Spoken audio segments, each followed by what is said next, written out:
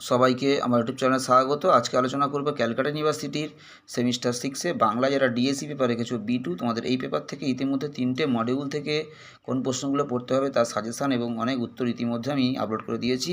আজকে ভিডিওতে তোমাদের নতুন একটা 5 নম্বরের প্রশ্ন দেবো, তোমরা প্রথম থেকে শেষ পর্যন্ত দেখতে থাকো। ডিএসসি B2 থেকে এই 5 নম্বরের প্রশ্নটা তোমাদের জন্য খুবই ইম্পর্টেন্ট রয়েছে, তোমরা প্রথম থেকে শেষ পর্যন্ত দেখতে থাকো। লোকচর্চায় টাইপ ও মোটিভ পদ্ধতির গুরুত্ব কিংবা প্রাসঙ্গিকতা আলোচনা করো। তোমাদের জন্য এই প্রশ্নটা খুবই ইম্পর্টেন্ট।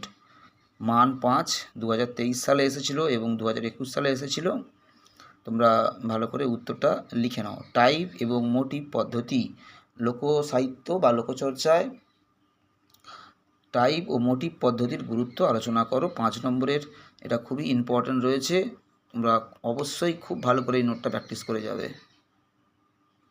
প্রথমেই তোমাদের টাইপ পদ্ধতির গুরুত্বটা লিখে দেওয়া হয়েছে 1-এর দাগ এবং 2-এর দাগে। তোমাদের টাইপ পদ্ধতির গুরুত্বটা প্রথমে লিখে দেওয়া হয়েছে, এরপরে তোমাদের